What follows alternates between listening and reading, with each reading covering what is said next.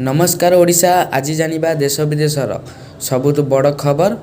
जदि आपण आमर ए वीडियो को प्रथम थर पे देखुथिबे ताहाले वीडियो को एबे गोटे लाइक करबे सागंगु चैनल को मध्य सब्सक्राइब कर रखंतु जहा द्वारा कि ए भरिका खबर आपण माने चैनल माध्यम रे सर्वप्रथम देखि परिबे। तो देरी न करी खबर पर नजर पकाइबा। सहारा जमाकारीक पई खुशी खबर, फेरस्त राशि सीमा 50,000 को वृद्धि। सरकार सहारा ग्रुप समवाय समितिर क्षुद्र जमाकारी को फेरस्त करिजिबाकू अर्थ राशिर सीमा 10,000 टंकारु 50,000 टंका को वृद्धि करिसंती। समवाय मंत्रालय रे जन हिताधिकारी संपर्क सूचना देइसंती। फेरस्त परिमाण सीमा 50,000 टंका वृद्धि सहित आसंता 10 दिन मध्य प्राय 1,000 कोटी टंका प्रदान कराजिबो। वर्तमान पर्यंत सहारा रिफंड पोर्टल माध्यम रे सरकार सहारा गोष्ठी समवाय समितिर 4.29 लाख रु अधिक जमाकारी को 370 कोटी टंका प्रदान करिसंती। परवर्ती खबर उपर नजर पकाइबा। बीजेपी सरकार बड़ घोषणा, प्रत्येक महिला को मासिक मिलिबो 21 टंका। एही दिन को अपेक्षा। सुभद्रा योजना अधीन ओडिशा महिला हिताधिकारी को मानकु टंका जोगाई देउछन्ती प्रधानमंत्री नरेंद्र मोदी।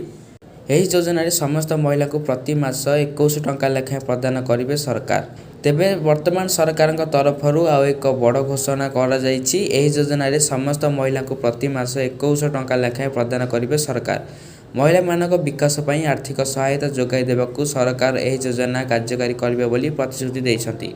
तेबे परवर्ती खबर उपर नजर पकाइबा। आसुची आ एक लघुचाप 22 और 23 और 24 तारिख रे सारा राज्य रे प्रबल वर्षा संभावना। बंगोपसागर रे आ एक लघुचाप संभावना। यह प्रभाव रे 22 तारिख रु बढ़िबा वर्षार प्रभाव। आसंता काली उत्तर अंडमान और यार पार्श्ववर्ती अंचल रे सृष्टि हेबो एक घूर्णिबलय।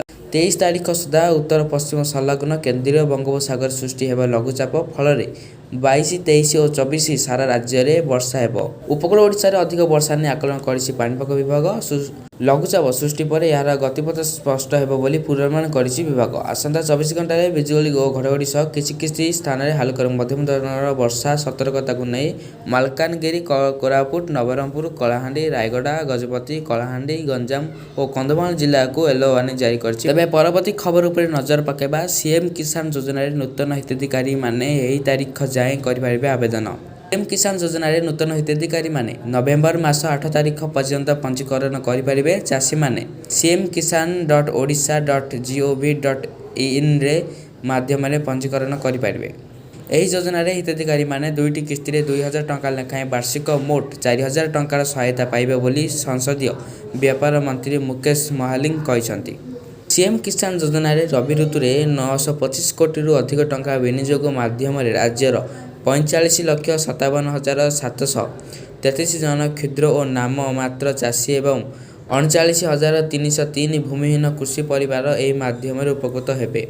तेबे नजर पकाइबा परवर्ती खबर उपरे। सुभद्रा को नहीं आसिला खुशी खबर। जानंतु केमिति खर्च कले मिलिबो आ 500 टंकार बोनस। सुभद्रा योजना मिलिबा 500 टंकार बोनस। शुक्रवार उपमुख्यमंत्री प्रभाती परिड़ा यह कहिसंती। आज गणमाध्यम को एक स्वतंत्र साक्षात्कार दे प्रभाती कहिसंती जो महिला माने सुभद्रा अर्थ राशि को डिजिटल व्यय करिवे सेमानकु एही बोनस मिलिबो। सुभद्रा योजना को प्रधानमंत्री लॉन्च करिवा परे बैंक सामने रे खूब भीड़ देखिबाकू मिलिछि। प्राय 25,11,000 महिला पाखक सुभद्रार प्रथम किस्ती जाइछि एवं यही अर्थ महिला को निजस्व महिला जेभली चाहिए टंका खर्च करिपारिबे बोली उपमुख्यमंत्री प्रभाती परिड़ा कहिसंती। जदि आपनको हमर ए वीडियोटी भल लागिछि ताले वीडियो को लाइक करिबा संग को चैनल को मध्य सब्सक्राइब कर रखंतु जहा द्वारा कि ए भलिका खबर आपण माने चैनल माध्यम रे सर्वप्रथम देखि परिबे। जय जगन्नाथ।